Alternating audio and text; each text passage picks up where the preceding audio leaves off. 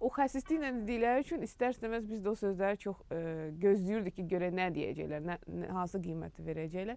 Məsəl üçün olurdu ki, birdən indi nəsil böyüdü, müxtəlif hadisələr baş verirdi.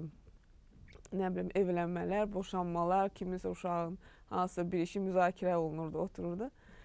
Bu insanın o belə deyə hədd bilmək hissi çox güclüdür. Ümumiyyətlə hesab edirdi ki, adam gərək heç vaxt həddini aşmasın heç bir məsələdə. Və həmişə çox sevdiyi bir söz var idi Nizamidən indi. Ümumiyyətlə klassiklərin arasında Nizamini mənə belə gəlir ki, daha çox sevirdi. Və deyirdi ki, həmişə bu sözü deyirdi. O vaxt, məsələn, mən heç belə deyirdi, o vaxt Nizami bir o qədər çox mütaliə eləməmişdim. Amma o sözü o vaxtdan yadımdaydı. Həmişə deyirdi ki, birinci saflığı varsa da suda, artıq içiləndə dərd verir suda. Yəni, bunu istənilən həyatı hadisəyə uyğunlaşdıra bilirdi. Əzbala əminin, məsəl üçün, obrazı, mən bilirəm ki, bütün nəslin içərisində indiyə kimi çox işıqlı bir insan obrazı kimi qalıb. Və şübhəsizdir ki, onun qardaşlarının və bacısının bir yeganə bacıları var idi, babamgirin. Onun da uşaqları çox idi. Onun hamısı, bütün o nəsildə olan, indi artıq özləri baba nənədirlər, hər birinin içərisində Əzbala əmi ilə bağlı nə isə xoş bir iş var. Kiminsə tutaq ki, məktəbə atmaq istəyirmiş, eşidib tutaq ki, ya bacısının, ya qardaşının uşağı gəlib ona nəsiyyət edilmiş ki, yox, məktəbə atmaq olmaz, davam eləmək lazımdır. Kiminsə tutaq ki, gənclərin içərisində olur da, nə bilim, siqaret çəkən, nə bilim filan, bu şeylərə qarşı müəyyən mənada bir öyüd, nəsiyyət filan məsələlər. Hər kəsin içərisində, kimdən soruşsanız, məsəl üçün, kimdən nəsildə danışır, hər kəs nə isə özü ilə bağlı bir belə epizod danışacaq ki, filan yaşımda filan problemim var idi. Məsəl üçün, ata-anası bir yana qalsın, Əzbala əminin bu məsələlərə münasibəti necə olub? Bizim Bilgəhdə böyük bir bağ evimiz var idi. Bu bağ həmişə qonaqlı qaralı olardı. Bu bağın qonaqları, sənət adamları, peşə adamları, alimlər olardı. Əzməmmət Əlizadə də tez-tez bizim bağa gələr, öz maraqlı söhbətləri ilə insanların diqqətini cəlb edirdi. 1975-ci ilin yayı idi. Mən universitetin 2-ci kursunda təhsil alırdım. Ədəbiyyat İncəsənət qəzetində mənim bir ovuc torpaq mənsub şeirim çap olunmuşdu. Ona bizim hörmətli şairimiz Hüseyn Arif uğurlu yol yazmışdı. Mən o qəzeti ona təqdim etdim. İnanın ki, o qədər sevindi ki, onun sevincinin həddi hüdudu yox idi. Və məni bağrına basıb öpdü. Dedi, mənim savadlı və deməli, yaradıcı insanlara böyük hörmətim var. O vaxt, deməli, bu Gənc Tamaşaçılar Teatrında məktəblilərin arasında müxtəlif viktorinalar keçirdilər. Mən səhv eləmirəmsə 2 yoxsa 3 dəfə qalib olmuşdum. Mənə kitablar deməli, hədiyyə eləmişdilər. Viktorina, suallar olurdu, suallara cavab. Teatr olurdu. Teatrdan sonra suallar təşkil edirdilər. Zalda oturan uşaqlar üçün. 2 dəfə səhv edirəm, yoxsa 3 dəfə, valla dəqiq yadımdadır. Mən bu viktorinalara qalib olub, mənə kitablar verdilər. Teatrdan çıxan kimi atam tuturdu əlimdən, deyirdi, gedək əmigirə. İndi yadıma gəlir ki, mən o vaxt evlər də yaxın idi, yəni orada getməyə. Mən əvvəl fikirləşdim ki, bəlkə yaxındır bu gedir indi, nə bilim, oturmağa, bitkə, çay içməyə, su içməyə falan. Amma indi başa düşürəm ki, o çaydan, sudan da artıq bu müəyyən dərəcədə hesabat vermək istəyirdi. Bax, yəni mənim uşaqlarım nə dərəcədə elmə maraqlıdırlar, biliyə maraqlıdırlar və bu fəxr yerləri bu məsələlər idi. Güman eləyirəm ki, biz pis davam elətdirmədi, yəni onların arzularını həyata pis keçirtmədi. Yəni müəyyən mənada elmə, biliyə olan həvəsi bizdə düzdür, onlar yaratdılarsa biz bunu davam eləyə bildik. Yəni kifayət qədər öz dövrümüzə görə bir təhsil ala bildik, müəyyən işləri görə bildik.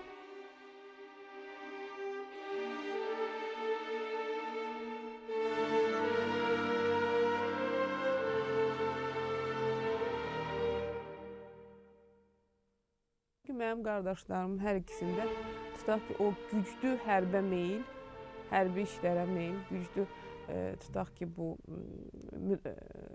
orduya meyil, ümumiyyətcə bu zabit olmaq arzusu hər ikisində çox güclüdür. Böyük qardaşıma nəsib olmadı səhhəti ilə əlaqədar. Şükür Allaha ki, kiçik qardaşıma nəsib oldu və bunların içərisində hiss edirəm indiyəcən bu o söhbətlərdən yaranan bir şeydir. Uşaq vaxtından ki, bu oğlan uşaqlarının yanında o qədər müharibə belə oldu.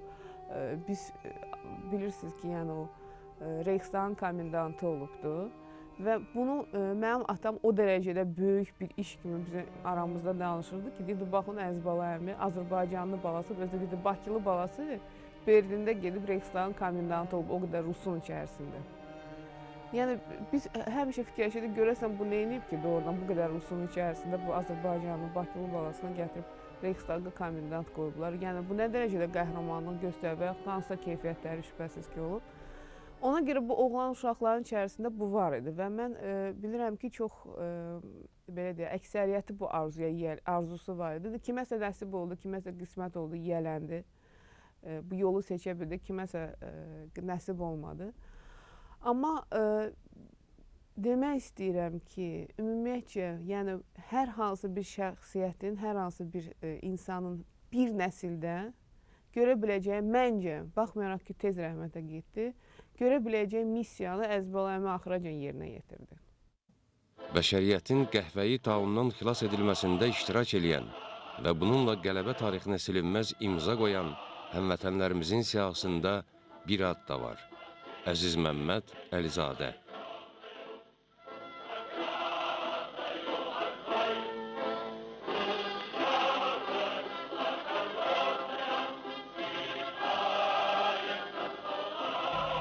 Əziz, o kimin şəklidir? Əziz baba. Gəl burada da göstər. Bu da Əziz baba. Burada hardadır? Bu da. Sonra hardadır? Bu da. Oradakilərdən də göstərəmərsin. Babamı göstər mi?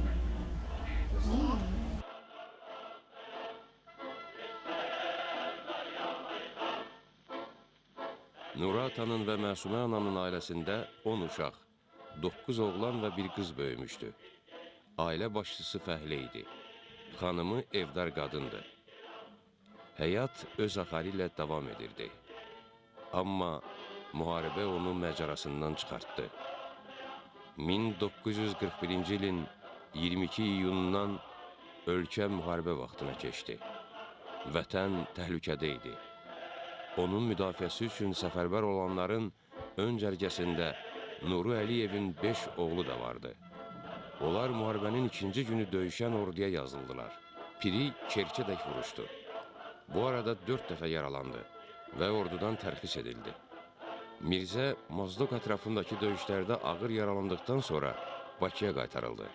Ağarəhim serjant rütbəsi aldı. Arxasınca döyüşə bölmə apardı və bir gün həlak oldu. Əli Məmmədin gənc ömrü Polşada qırıldı.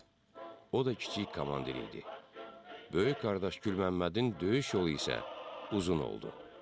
Berlinə qədər getdi. Müharibəni zabit, batalyon komissarı kimi başa vurdu. Gülşen. Aa Gülşen. Kaç var?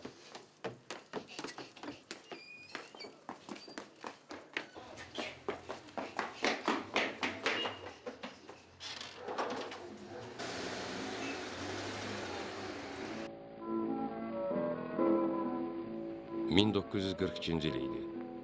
Nuru kişinin daha bir oğlu Əziz Məmməd 8-ci sinifi bitirər-bitirməz komsomola keçib hərbi komissarlığa üz tutdu. 17 yaşlı gənci Buynaqs hərbi piyada məktəbinə göndərdilər. Bir il sonra Leytenant Əlizadə 416-cı atıcı diviziyanın 1368-ci alayına avtomatçılar vüzvodunun komandiri vəzifəsinə təyin edildi. Döyüşlərin birində rota komandiri həlak oldu. Belə məsuliyyətli bir məqamda vüzvod komandiri Əziz Məmməd Əlizadə rotaya rəhbərliyi öz üzərinə götürdü. Avtomatçılar tanklarla uğurlu reydlər keçirdilər. Bir müddət sonra Nuru kişigilə alay komandirindən məktub gəldi. İgitliyinə görə oğlunuz kapitan Əlizadə Əziz Məmməd Nuroğlu Qırmızı Ulduz ordeni ilə təltif olunub.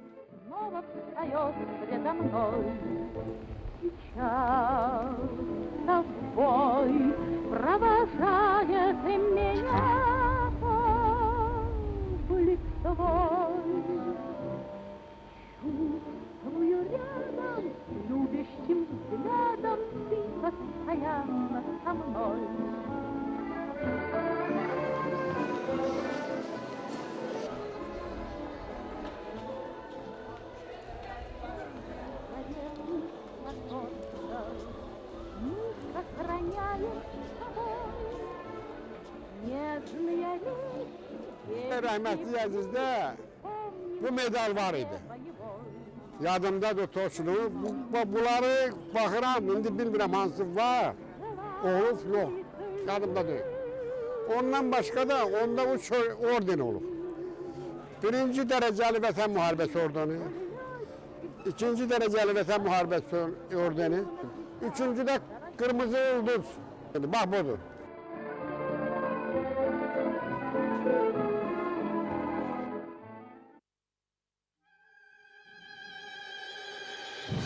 Əsasən Azərbaycanlılardan təşkil olunmuş 416-cı diviziya qısa vaxtda yüksək döyüş qabiliyyətinə malik hərbi bölmə kimi şöhrət qazandı.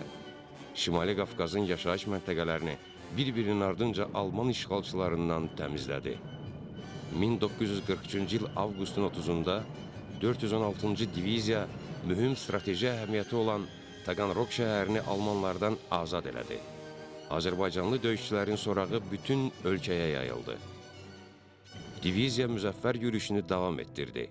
Kapitan Əlizadənin xidmət etdiyi alay Ukrayna, Moldova və Polşa torpaqlarının Nikolayev, Odessa və Varşava şəhərlərinin Alman işğalçılarından təmizlənməsində iştirak etdi. Əziz Məmməd və onun rotası qəhrəmanlıqla döyüşürdü.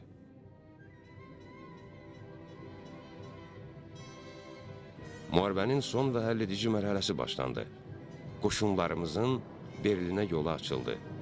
Aprelin 30-da 1374-cü alayın şəxsi heyəti, o sıradan Kapitan Əlizadənin rotası Brandenburg qapılarından ilkin keçib Berlinin mərkəzinə, Reichstaga doğru irəlilədi. Mayın 2-si alayın son döyüş günü oldu.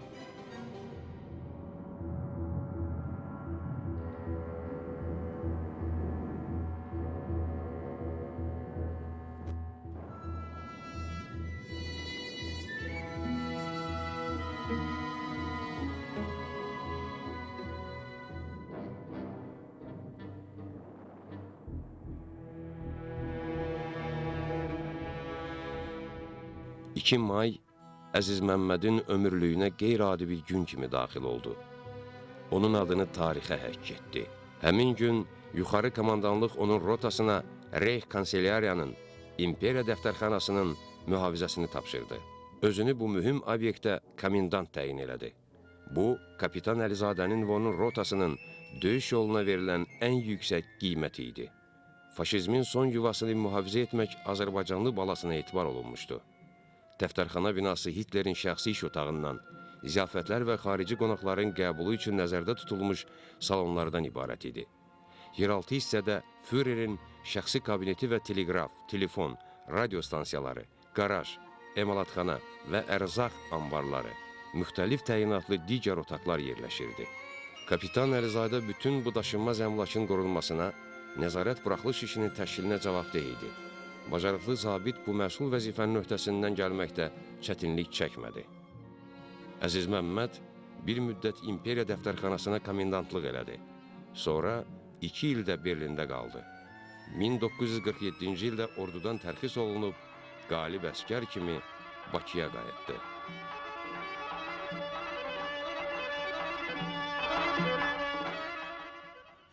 ...1951-ci ildə Əziz Məmməd yenidən orduya qayıtdı. Daha 3 il 216-cı diviziyada xidmət elədi. O, hərbi karyerasını mayor rütbəsində başa vurdu. Çox maraqlı oturub yaşlılar söhbət edirlər. Çox maraqlı mülahizələr vardı o vaxt Stalin haqqında. Stalinlə bağlı çox maraqlı mülahizələr var idi.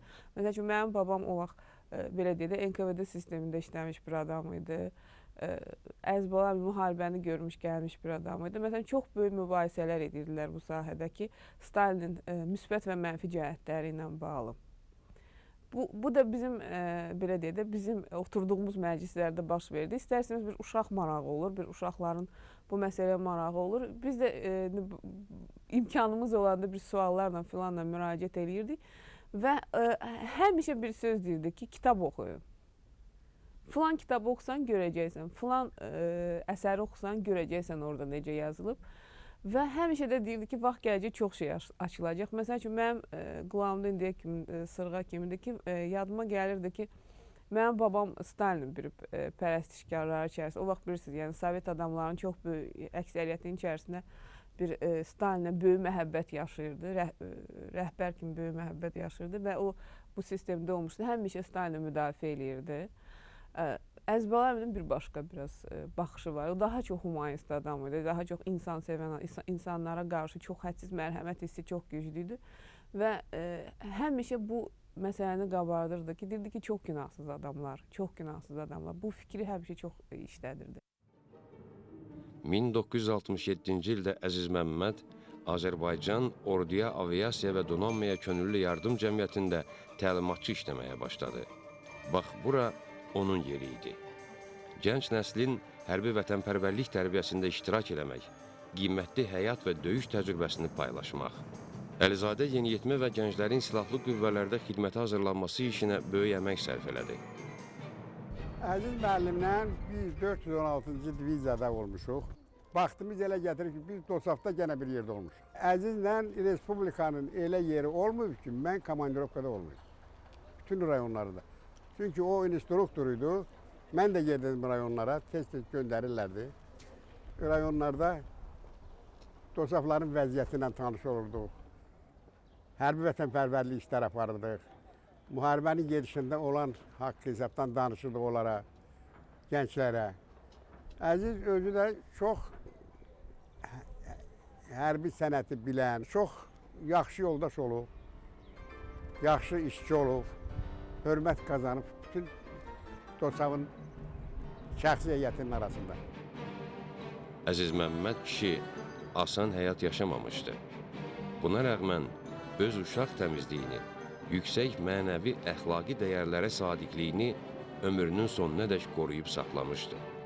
O, köhnə kişilərdəndir, samballı adam idi. Amma həm də müasir düşüncəsi, özünə xas dünya duyumu, həyat tərzi, zövqü vardı. Öyrətməkdən artıq öyrənməyə meyl göstərirdi. Təsadüfi deyil ki, artıq 60-cı illərdə 8 illik təhsilini davam etdirmək üçün qiyabi orta məktəb oxuyub bitirmişdi.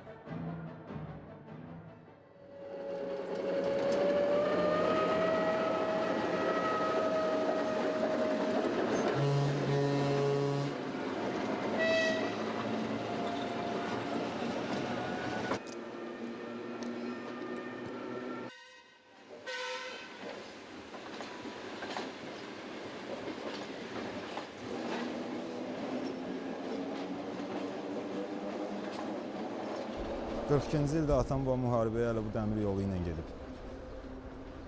Şərəfli döyüş yolu keçib, 45-ə can vuruşub.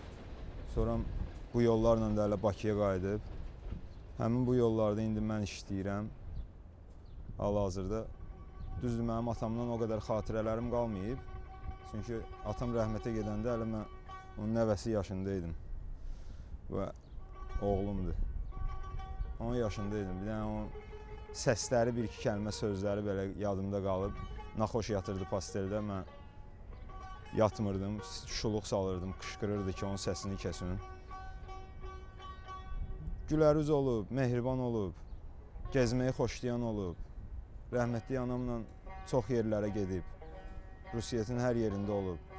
Çünki elə hər yerdə də onun dost-aşnası var idi, müharibə dostları var idi.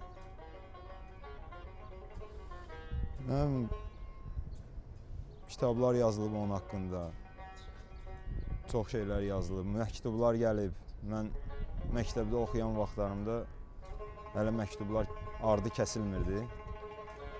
Gəlirdi, düzdür, amma mən o vaxt uşaq idim, rus dilində oxuyurdum məktubları, amma ki, cavablarını yaza bilmirdim. Çünki mən cavabını yazıb poçtaya gedib atmağa da onda 7 yaşında uşaq şəhəri tək buraxılmazdı. Bu xatirələrdir məndə indi atamdan qalıb. Bu da onun nəvəsidir. Hal-hazırda onun adını daşıyır.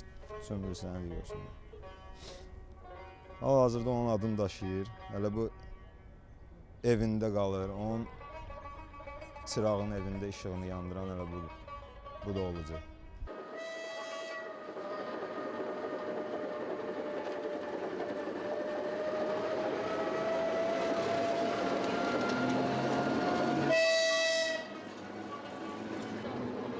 Əziz Məmməd Əlizadə həyatdan erkən getdi. 1978-ci ildə 55 yaşında keçirdiyi avtomobil qəzası nəticəsində yaranan fəsaddan dünyasını dəyişdi. O, Əziz Məmməd Əlizadə idi.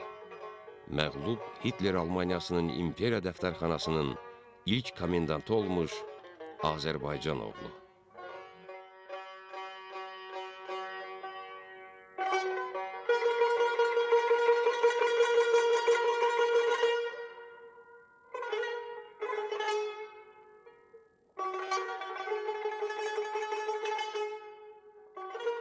Şübhəsiz ki, hər bir insanın həyatda əgər müəyyən illər keçəndən sonra onun haqqında danışılırsa və onun haqqında xoş sözlər deyilirsə, yəni ki, o insanın hələ də bu, belə deyək ki, adı yaşayırsa, özü də yaşayır. Mən güman edirəm ki, hələ bizim nəsil, yəni onu görən adamlar, uşaqlar, biz artıq bir müəyyən yaş həddinə çatmış insanlar. Əgər bizim yəqin biz hələ nə qədər bu dünyada varıq olacaq.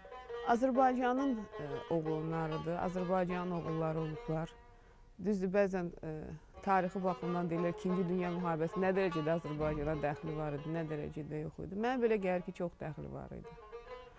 Və əgər hər hansı bir Azərbaycanlı balası 2-ci Dünya müharibəsi kimi əzəmətli bir müharibənin içərisində gedib qələbə çalınan anda 3-cü Reyxskanselyariyasında gəlib komendant vəzifəsinə çatıbsa, bunu yalnız bu xalqın adı ilə bağlamaq lazımdır. 2-ci Dünya müharibəsi və Azərbaycan silsiləsində kiçicik bir məqamdır, kiçik bir ştrixdir. Amma güman edirəm sonuncu ştrix deyil.